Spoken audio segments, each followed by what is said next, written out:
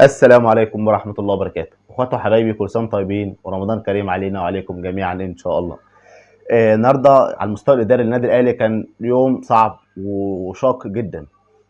على المستوى الاداري الاهلي ما هداش ولا لحظة. تم ارسال المذكرة النهارده الخاصة بعقوبة محمود عبد المنعم كهربا، واصدر الاهلي مجموعة من القرارات. هنستعرض المذكرة ثم القرارات مع بعض ونعلق عليها سريعا. اول حاجه من المذكره اللي اتبعتت عشان العقوبه بتاعت محمود عبد المنعم كهربا. اولا، المخالفه غير موجوده في تقرير مراقب وحكم المباراه. ببساطه، انت عشان تعاقب اللاعب او توقف اللاعب لازم يكون موجود في 3 مصادر. اول حاجه تقرير الحكم، تاني حاجه تقرير المباراه، تالت حاجه الشريط الرسمي للمباراه. والفيديو بتاع كهربا او الاساءه اللفظ بتاع كهربا ما اتذكرش ولا مع الحكم ولا مع المراقب ولا مع الفيديو بتاع الرسمي بتاع المباراة. فجبته منين الفيديو؟ واحد كان مصوره بالتليفون الشخصي ورفعه على الانترنت.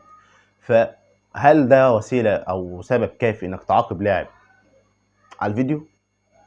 ما اعتقدش انه سبب كافي، وتقريبا ممكن تكون اول مرة تحصل اصلا.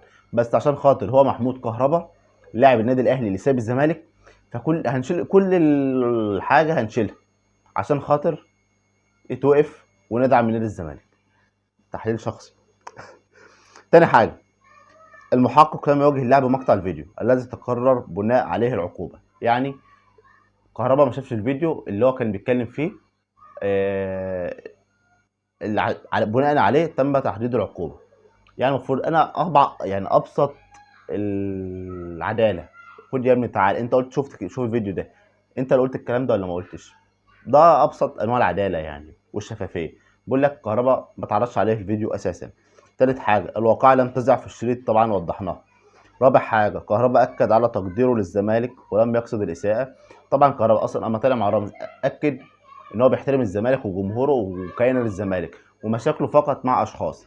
ف وهو طلب برضه في الحتة ديت بخبير صوتيات يفصل في الفيديو هو قال إيه. هو قال عقله صح ولا التانية صح. فطلب والاتحاد ولجنة الانضباط رفضت الاستعانة بخبير صوتيات أصلا. خامس حاجة، اللجنة اخترقت الضوابط الدولية ولم يتم الإعلان بشكل رسمي.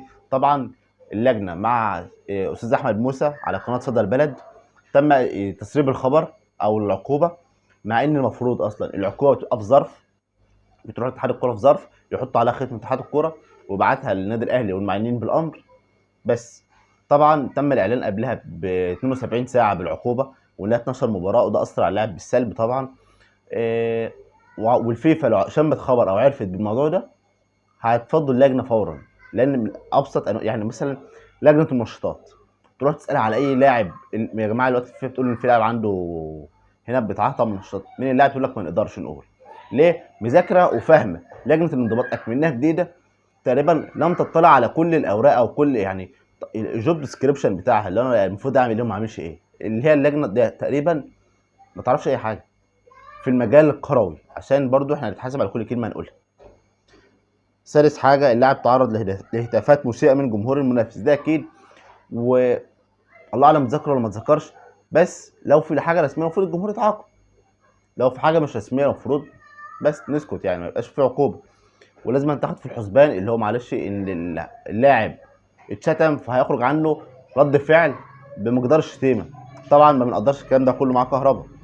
سابع حاجه، رئيس نادي الزمالك سب اللاعب وحقر منه واللجنه لم تاخذ الامور بالحسبان. يعني طبعا كلنا عارفين وفاكرين اما مرتضى منصور طلع قال عليه اللي هو لاعب شبه القرد ولاعب مش عارف ايه، وشتمه وسب صورته واتشتم بما فيه الكفايه، وما فيش اي وسيله حمايه كانت مع كهربا في موقفه. بس ساعه العقوبه بقى انسى بقى كل ده. انسى اللي هو اصلا رفع شكوى ضد مرتضى منصور. انسى انسى. هات بس العقوبه ديت عشان نحطها ونحقق فيها ونوقف كهربا، عشان تحقيقا المبدا اللي هو احنا جينا على الزمالك فنيجي على الاهلي.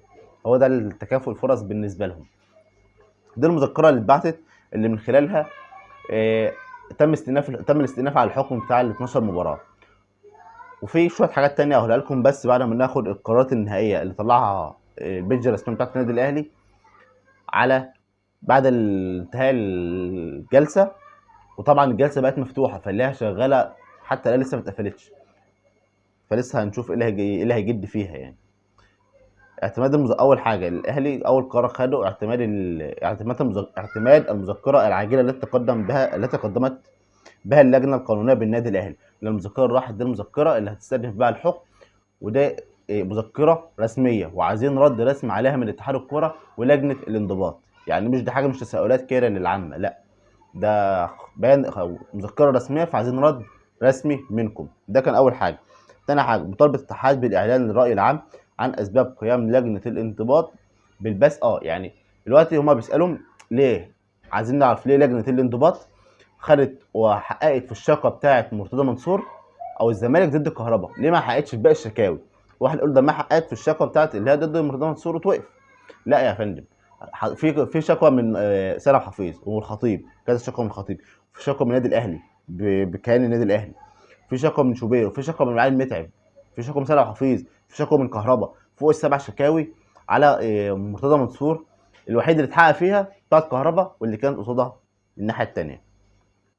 ثالث حاجه مطالبه اتحاد الكوره بالكشف عن اسباب التسريب العقوبات. زي ما قلت لكم عايزين يعرفوا ليه تم تسريب العقوبات، مع ان الفيفا بتقول ان كل اللجان المختصه تحت اتحاد الكوره اللي هي تحت رعايه الفيفا يعني المفروض تتسم بعدم التسريبات، تبقى لجنه محايده محترمه لا ما تسربش اي حاجه. طبعا كل حاجه اتسربت. ده احمد موسى امبارح شفت الفيديو بتاعه ماسك الورقه، يعني الناس يقول لك يا جماعه بيقرا منها الدباجه والعقوبات، تحس ان هم صوروا صورتين، صوره راحت لاتحاد الكوره والصوره اتبعتت لاحمد موسى وماسكها في ايده كده وبيقرا منها، بيقول لك اهي دي العقوبات اهي في ايدي اهي.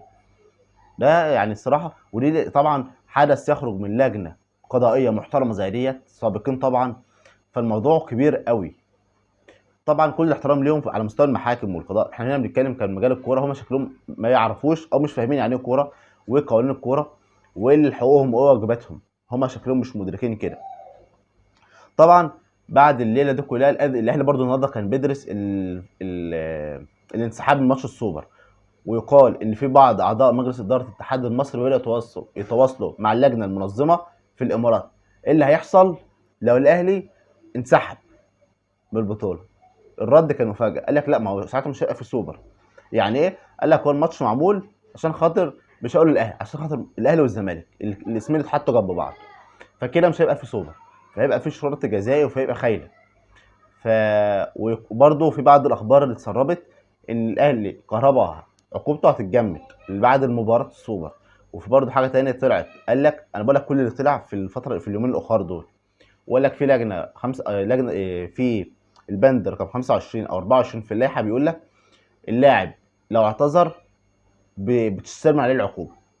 ويقال ان ده البند ده اتطبق على فرج عامر ومجلسه. ايه اللي هيحصل فوق؟ بصوا يا جماعه، احنا عندنا الكوره الصراحه ما بقتش كوره، احنا عندنا الكوره بقت محاكم وقواضي وشكاوي ولجان وقرف وحوارات كتير. في الاخر عايز اسال سؤال، دلوقتي احنا بقالنا 48 ساعه سياده الوزير استلم قرار عزل مرتضى منصور من منصبه وحتى الان لم يطبق، لعل يكون المانع خير.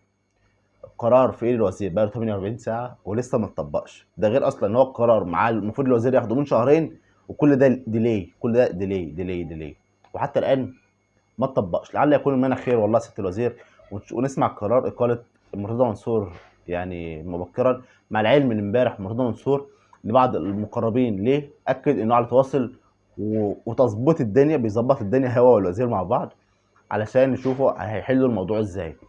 فاعتقد ان الوزير حاطط نفسه وزارع نفسه في موضع شبهات شديد جدا، وكذلك لجنه الانضباط حاطه نفسها في موضع شبهات اما اعلنت سربت العقوبات وراحت قعدت فطار مع ناس كتير زملكاويه، عضو مجلس اداره زملكاوي واحد الوزراء الزملكاوي السابقين ورئيس النادي ليله كبيره.